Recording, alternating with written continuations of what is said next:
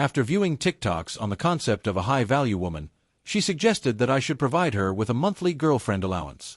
I chuckled, remaining silent. The following morning, I removed my name from the lease, terminated the utilities, and departed silently. 3 days later, she stood outside my old apartment, knocking on the door, pleading for me to let her in. Before we begin, I would like to express my gratitude for your presence. It holds immense significance. However, please examine this closely.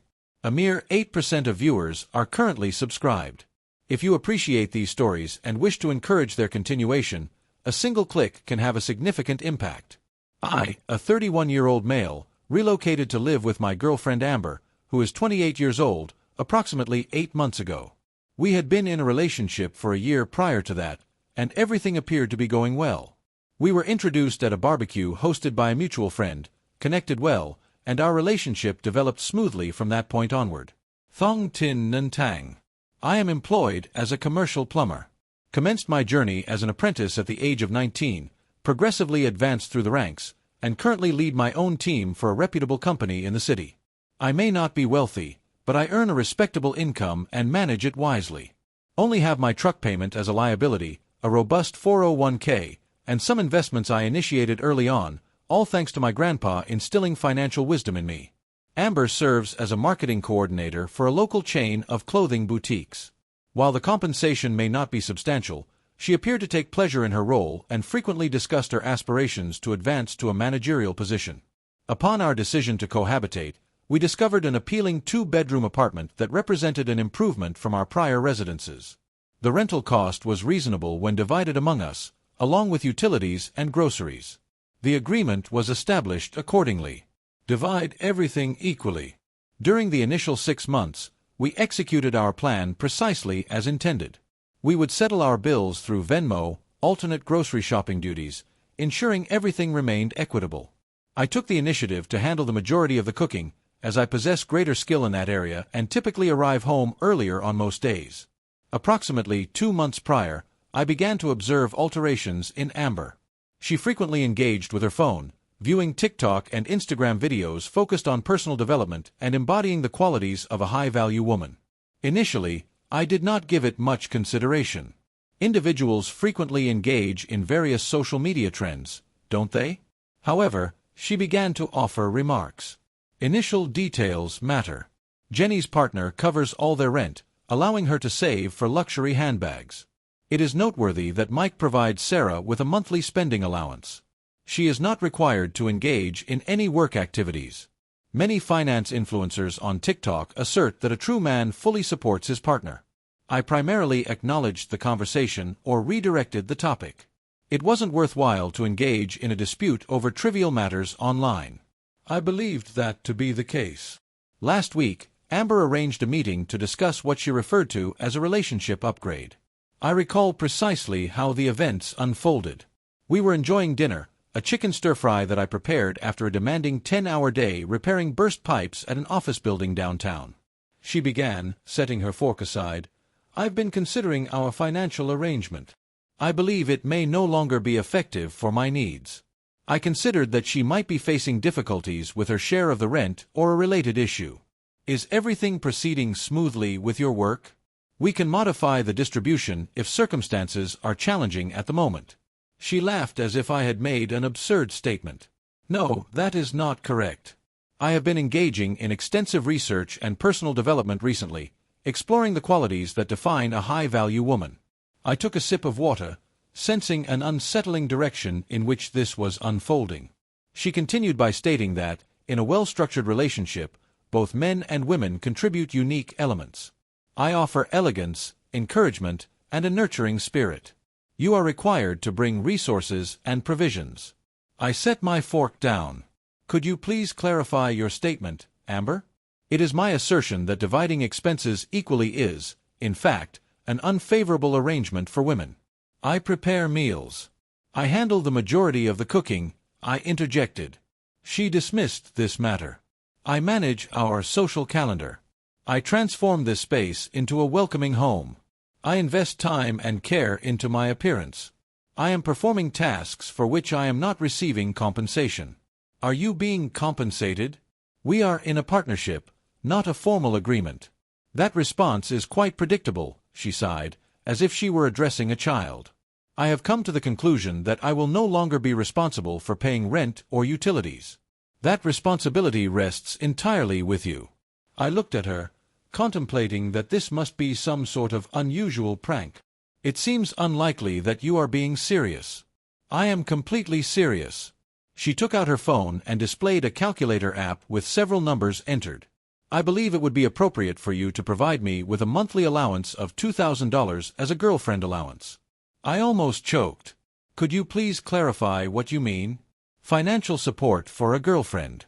It is highly endorsed by esteemed relationship coaches. It recognizes the unrecognized efforts women contribute in relationships and enables me to focus on my personal growth to enhance my role as your partner. I examined her closely, attempting to determine if she was indeed the same woman I had fallen for a year and a half prior. The woman who insisted on covering her own meal on our first date, as that is what equals do. Allow me to clarify this, I stated deliberately. Are you asking me to cover the entire rent, all utilities, and additionally provide you with $2,000 each month? What is the specific purpose? She expressed her exasperation with a subtle eye roll. Clearly, it's because I am your girlfriend. To provide emotional support and foster an aesthetically pleasing atmosphere. For demonstrating loyalty. Do you believe that is something you deserve compensation for? Demonstrating loyalty. She raised her hands in exasperation. Please pay attention. This is the current dynamic of contemporary relationships. If you truly appreciated me, you would comprehend that. I chuckled. I was unable to control the situation. It has just been released. Her expression became serious. What is amusing? There is no information to provide. This conversation lacks any humor whatsoever. I rose and removed my plate from the table. Suddenly, the appetite has diminished. Throughout the remainder of the evening, I maintained a subdued demeanor. Amber appeared to interpret my silence as a sign of contemplation regarding her proposal, continuing to share TikTok links to videos where women articulate their reasons for deserving financial support despite not contributing anything substantial to the relationship. I chose not to engage in a dispute. No engagement occurred. I acknowledged the situation and expressed that I required some time to consider it. That night, I remained awake for hours, reflecting on the entirety of our relationship. Had I overlooked indications of this entitlement from the beginning? Or was this truly a new behavior prompted by the social media rabbit hole she had encountered? Regardless, I understood that I could not proceed with someone who fundamentally perceived our relationship as a transaction, where my contribution was expected in exchange for her presence in my life. The following morning, I rose early while Amber remained asleep, contacted my workplace, and informed my supervisor that I required a personal day, the first one I had taken in over a year. He accepted it without any hesitation. Subsequently, I initiated a series of calls. Initially, I approached the apartment management office to formally communicate my intention to terminate my lease agreement. At this stage, our original lease had transitioned to a month-to-month agreement after a duration of 6 months. It was stated that there would be no issues provided Amber remained involved. I received the paperwork via email, printed it at the nearby UPS store, signed it, and returned it in person. Subsequently, I contacted the utility companies. Diane, gas, internet. Everything was registered under my name. I scheduled the service to conclude the next day, providing Amber with a brief buffer. Each individual inquired whether I wished to transfer the service to a different name. I respectfully declined. Subsequently, I commenced the packing process. I only took my personal belongings, including clothes, tools, and a few kitchen items that were specifically mine from before our move. I left everything we had purchased together untouched. I efficiently loaded everything into my truck in 3 swift trips while Amber rested peacefully. She consistently rose no earlier than 9 on weekdays. I placed my key on the counter and included a brief note. Amber, after careful consideration of your proposal, I have come to the conclusion that our expectations for a relationship differ significantly. I have officially removed myself from the lease and canceled the utilities, effective tomorrow. All accounts are registered under my name, so you will need to establish new ones. The rent has been settled through the conclusion of this month.